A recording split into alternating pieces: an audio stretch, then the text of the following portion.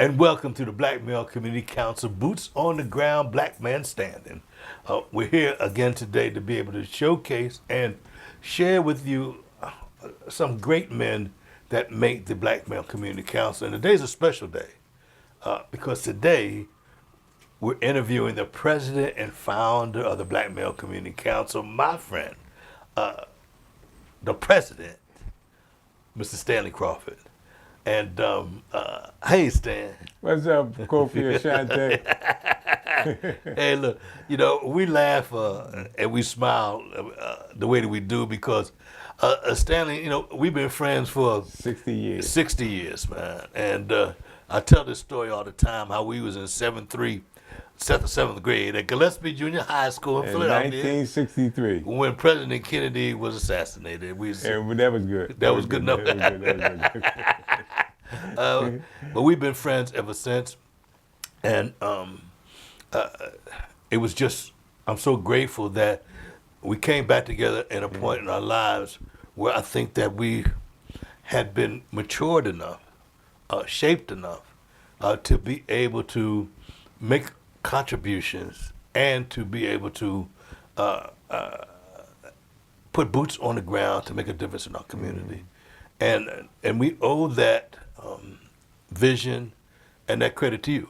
Yes, sir. So Stanley, I'm very thankful to be able to do this interview with our president. Yes. So you're a family man. Yes, sir. You're a dedicated individual to the cause of Black people. You have been working in that field for many, many years.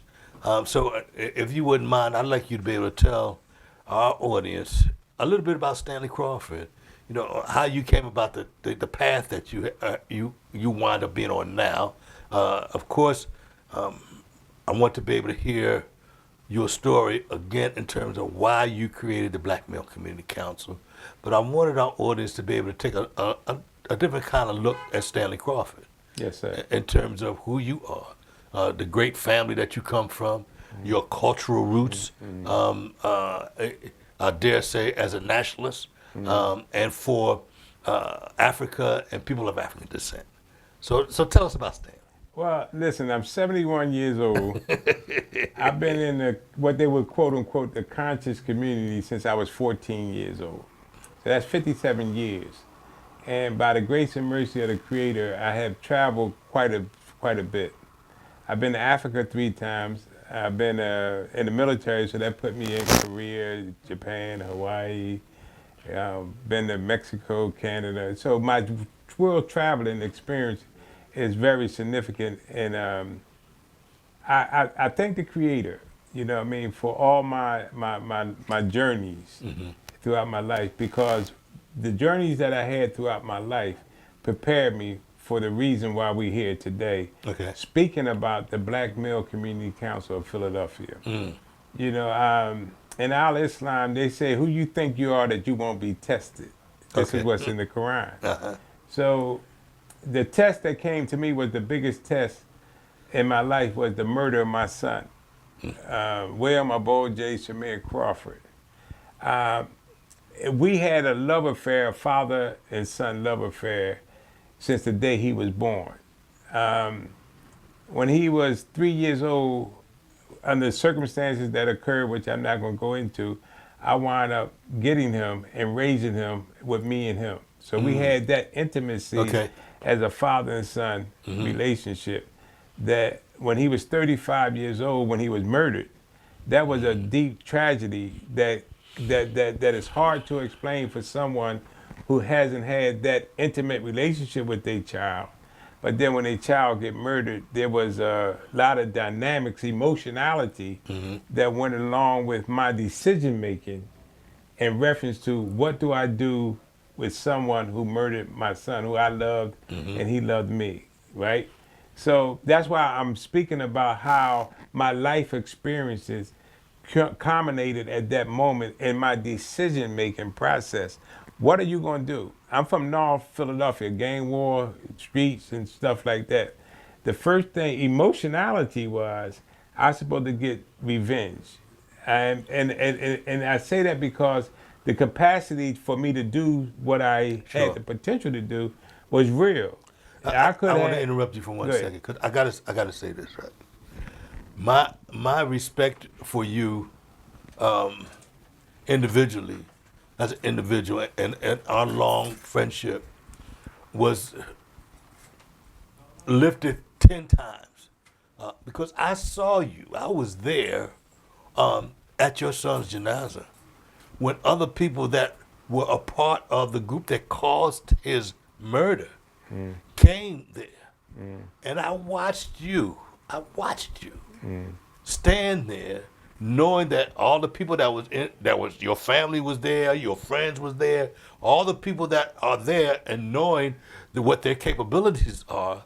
I saw you step in between them and those people that caused your son harm, and you created peace right on the spot.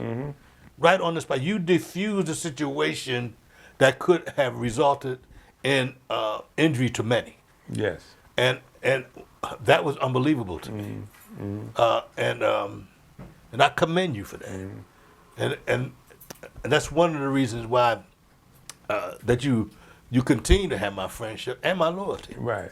So anyway, I wanted to tell that story. Yeah, I had forgot about that, but the thing was this, and I like to say this because I want the audience to understand the emotionality that occurred that day when I get a call from my daughter saying they just shot William. That's her. My daughter was like his second mother. Okay. They were like two peas in a pod. They would argue and then they would be right back with each other. He'd call me about her, she'd call me about him. Right. The next day I know they right back together. Beautiful. And so when they killed my son on a Saturday morning, September the 8th, 2018, on a Saturday morning, just think about it, how devious this is. You're plotting to kill somebody on a Saturday morning around 9 o'clock in the morning. He got shot in his head around 9:08 on a Saturday morning, man. And so while he's waiting for my daughter to answer the door, the perpetrator went up to him while he was at the steps, get ready to go up the steps, shot him once in the right temple, once in the right cheek, and once in his chest. So my daughter and my grandson, which is my daughter's son, came down at the bottom of the steps seeing my son, her brother, and his uncle Wow. at the bottom bleeding from the head. And the emotionality that caused in them, they still suffering from that today because when me and my other son gets there, by that time they had taken my son to the hospital. So I didn't get a chance to see my son laying on the ground bleeding from the head. I hear But you. my daughter and my grandson did. Wow. So what happened was when we get to the hospital, which I knew was the inevitable response from the doctor that he didn't make it. Right. By this time, I got a huge family, as you know, Right. huge family. The word got out that William was shot. Everybody merged to the hospital. When we came out with the doctor saying he didn't make it, the wailing that took place at that hospital was unbelievable. Wow. I did not have a chance to wail at that particular time because I had to console his Everybody. daughter. He had 5 babies, and he had plethora of friends and family members, and all of them wailing all over the place. He had 4 baby mamas; they wailing all over the place. So it was a emotional scene. Wow. Now you might say, Stanley, why you bring that up? That's the impetus that gave me the reason why I did not send the hit squad that I could have unleashed. Because when I reflected back on what my family was experiencing as a result of the murder of my son, I did not want to bring that to another family, irregardless of my emotionality. Wow. You see what I'm saying? Wow. So then the spirit speaking to me and looking and seeing that what was happening on such a large scale in the city of Philadelphia, and I listened to my spirit, and my spirit said we got to do something to try to help our young brothers to redirect them from being murdered or murderer. Right. You see? Right. That's right. And because I knew a lot of people like yourself and others, I put a call out, about 200 brothers came, and out of that we created the Black Male Community Council, We met for about 5 or 6 months before we did anything, and we brainstormed on what we could do. That's right. And the logic was that, number one, we came up with the cleanup committee, that we felt as though there should not be our women, children, and elders moving around in a filthy community when we was able-bodied men. So we implemented a 6-day cleanup program that we did for free. That's right. Throughout North Philadelphia. And then we also looked at seeing that some of our brothers and young brothers did not want to actually get involved with hurting one another, but when they had beef with each other, there wasn't no mediation process that they could go to. So we created the mediation team. Then we say security. We should be able to secure our community so our women, children, and elders could move back and forth without fear. So we created a security team. Then we created the education committee. And that committee was to start to inform our brothers, younger brothers, and people about the purpose of why we need to be able to move away from self-destructiveness and move towards constructiveness towards each other. And over the almost 5 years that we've been in existence, we have done a plethora of things on that type of level with more other things that we have. And I say this, so nobody get it misconstrued. The Black Male Community Council was formulated so my son's life and death would not be in vain. See, the reality of it is, and I hope people really recognize this here, once death occurred, no matter how it occurred, ain't nothing we can do in our human form to undo that death. That's right. So it says, suppose I went out and had people killed or killed people myself. Would that bring my son back? No. You see? Only thing I would be doing is adding to the already misery and pain and agony that my people is suffering. So, but the bottom line is, the reality of it is, there's nothing. Emotionality say kill. Right. Reality say ain't gonna bring my son back.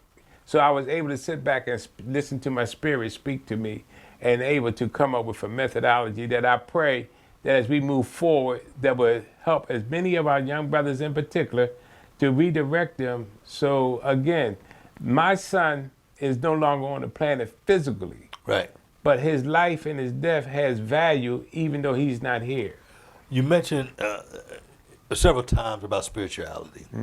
And I know that based on both of our experiences, we look at certain things from a broader perspective as it relates to our African consciousness and our African spirituality. Could you speak about that a little bit? Well, I just came back from Africa about a month ago. I went to Ghana and spent about 18 days there. I was there 49 years ago, but my spirit kept saying, go back, and the opportunity presents itself. So I went back. And what I like for us to know as a people, that even though we are here today in 2023, we have to be honest, we are a byproduct of all those who came before us. That's right. So when you want to know who was your great-great-great-grandmother, who was your great-great-grandfather, what was it that was in them that is in us today? And then one thing is true, and science has proven this, DNA and genealogy is real. Right. So even though I'm sitting here today in the physical form of Stanley Crawford, but I am a byproduct of William Crawford. I'm a byproduct of Nathaniel Taylor, which was my grandfather, Moses Crawford, Elizabeth Crawford. So all of them is who made me who I am today. And our disconnect from our collective ethnicity. Okay, I got you. Right? If we would just start to understanding how connected we are, we won't be so adversarial with each other, because we all here in this country that we call the United States of America. But we all come from the same genealogy. Sure. You know, like for instance, other ethnic groups came here as immigrants. They came here voluntarily. Our ancestors didn't voluntarily come here. That's right. They came here under force and under captivity. That's so right. we have to look at that, and by being conscious of that, it gives myself and yourself a different perspective than someone who may not be as informed about our connection to the continent of Africa.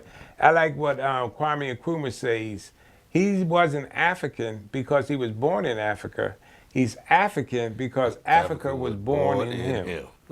So I say all that to say this. When I started about my years of experiences, all culminated that I didn't know I was going to need it because of my experience here. I hear but you. all them years that I was developing consciousness and awareness and traveling and being aware brought me to the point that when this tragedy did occur, I was able to move with a more humanity than emotionality. I'm glad you said that, right? Yeah. Particularly, we talk about different movements. We talk about we need to do this for this reason. We need to do that for that reason. We need to do this because we blacker than black. We blackity black. Whatever that might be. But at the end of the day, isn't it about humanity? Yes. Yes. Man's humanity to man. And that's what's lost. I tell you, when I was in Africa, and when I come back and contemplate what I experienced, one thing I experienced that I think the Creator, that He allowed me to come with a different mind after 49 years, but I seen humanity that I don't see here. Wow, okay. We would call our brothers and sisters in Ghana or on the continent third world. But what they have is a first world humanity that I would trade this development world right. for any day in the world. When I was traveling through Africa, and this is something very profound. We would travel. We went from one place, took us 6 hours. We used to moving at night, right? Okay. But I seen women, children, and elders and brothers walking in pitch dark with no fear. You see? I hear you. I seen elders being revered and being respected, and without any. I listened to the news to see that I hear any murders. Wasn't one murder in the 18 days that I was there. Wow. So, materialistically, Yeah. they would say they third world, but humanized, humanity-wise, they are first world people. Well, one of the things that I like to express in terms of our culture, and particularly in terms of Africa, it is one of the most richest in terms of minerals, in terms of resources, in terms of what comes out of the ground than any other place around the world. And a lot of us don't. I'm not going to say a lot of us, but there's a percentage of us that really don't understand what that really means. So even that slogan of third world country, right? If the oldest bones, scientifically, is documented that the oldest bones is in Africa. So what makes us third? I don't think so. Yeah. So I'm so glad that you talked about that and how that is infused in the Black Male Community Council of Philadelphia, based on your philosophy and based on your consciousness that you were able to share and continue to share with all those that come into our midst as the Black Male Community Council of Philadelphia. Now, I want to ask you a question, right?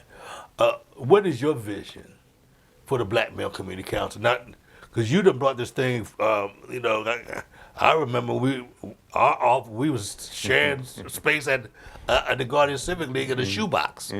Right now we came from a shoebox now to we got a whole grocery store up in this joint. So just share with us as the president and CEO of the Black and founder of the Black Male Community Council. Share with us what's your vision. Well, first I'd like to say this. I was just talking to Bob Lott, which is a documentary. And I share this because this is real. What we have here is a demonstration of our ancestors and God's grace and mercy. Because there's no way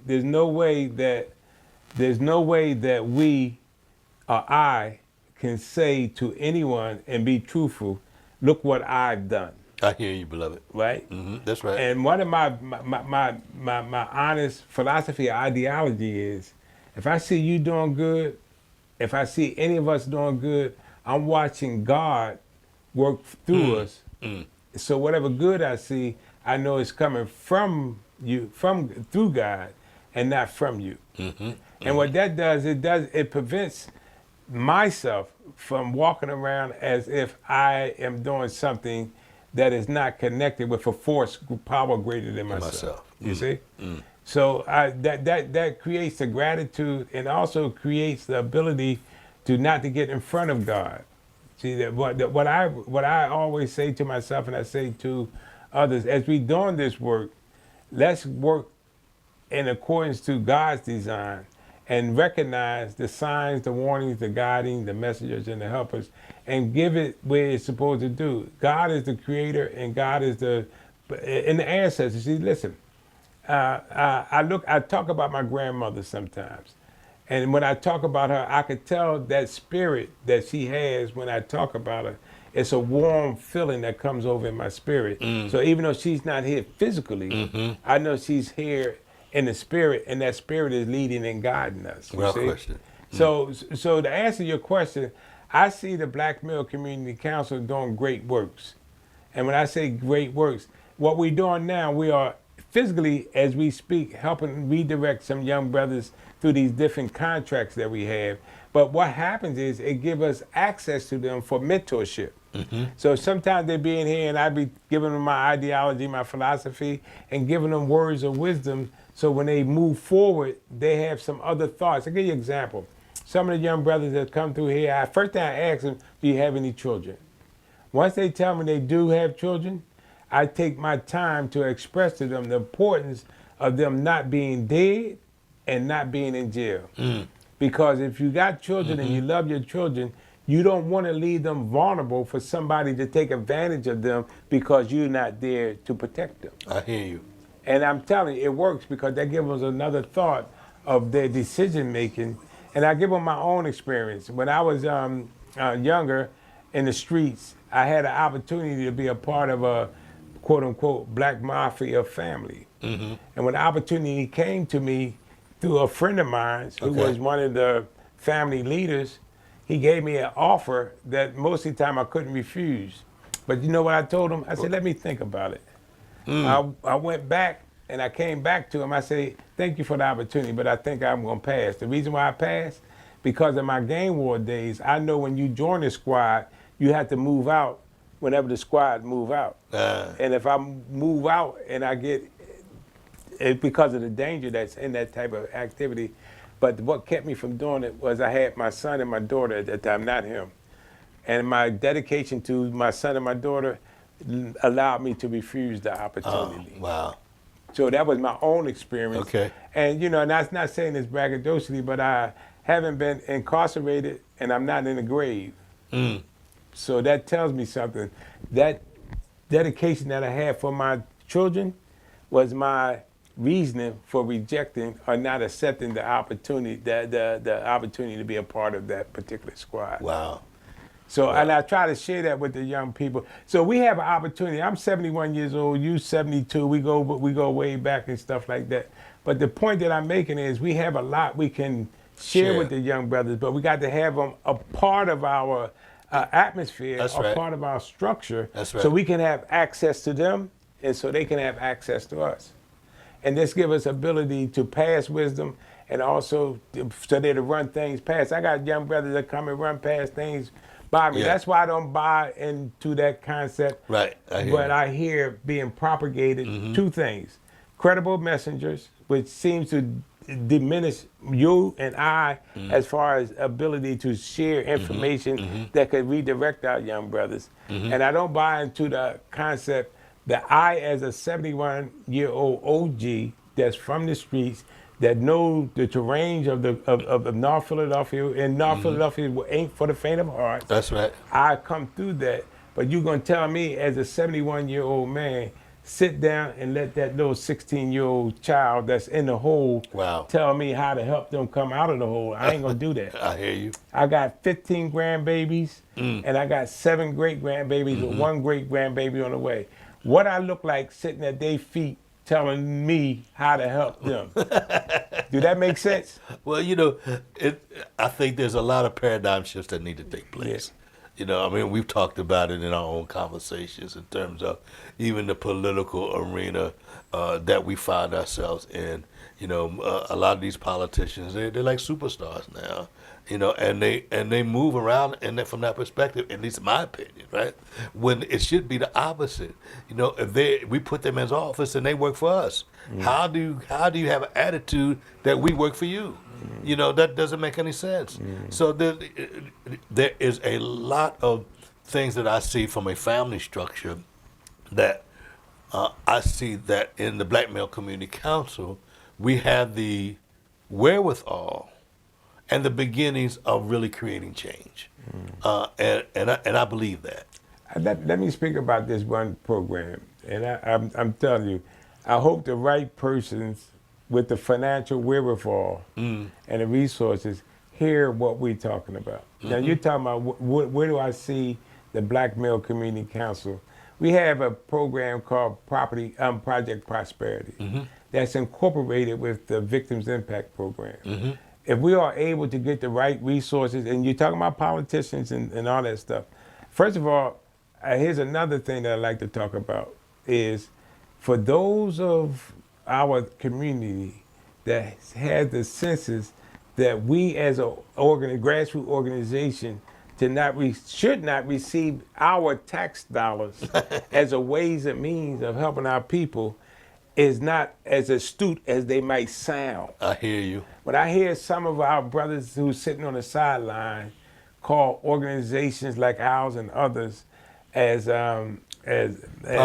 poverty pimps and death hustlers.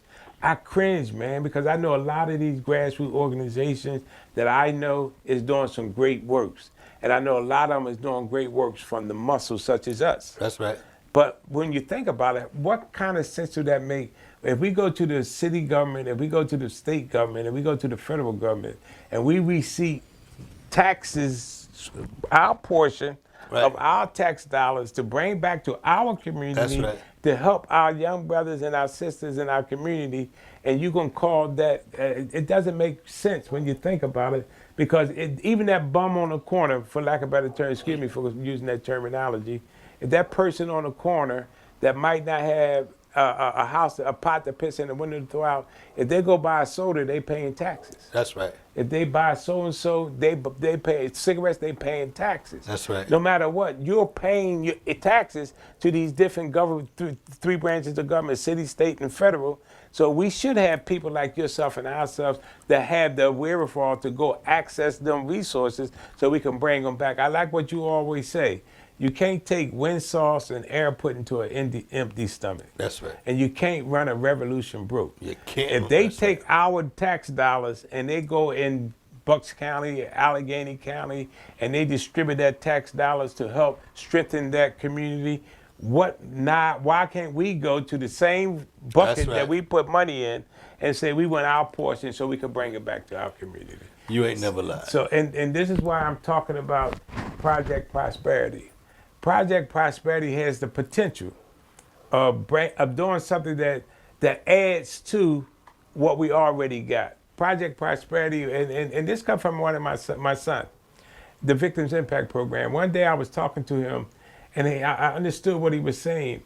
The Victims Impact Program is a decriminalization of the mind. That's right. A lot of times they come out of prison, they come out of the court system, they come from the street, and the concept is give them a job and everything's okay. Right, exactly. But that 8-week course of allowing them to decriminalize their mind, and as we send them out into the workforce, or if we send them out to these certifications that's connected with Project Prosperity, just think about it.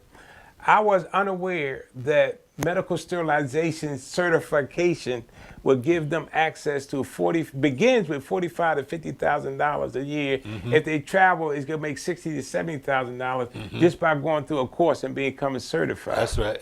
So things like that. I tell a story. I'm talking about Project Prosperity, and you're talking about what we want to do moving forward. There's another brother that was a part of the office in here, Omar. Omar did 15 years for bank robbery.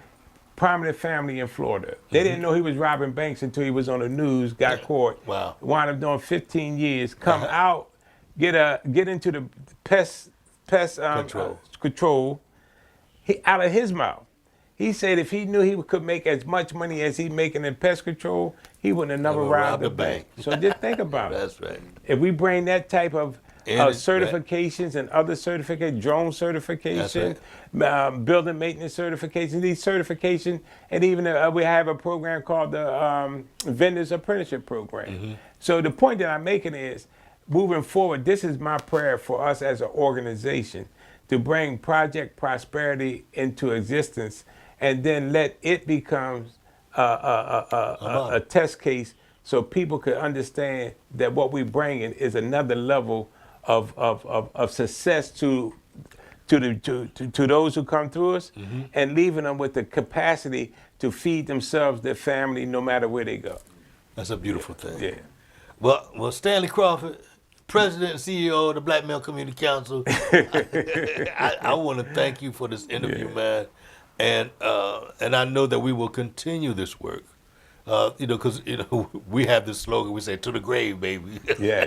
Because we ain't got no choice. Our motto is boots on the ground, all hands on deck, and consistent consistency. That consistent consistency is what we've been doing for almost 5 years. That's right. Even though we had some variation, but one thing they can say about the Black Male Community Council, our consistency is consistent. That's amen to that. Thank you, Sam.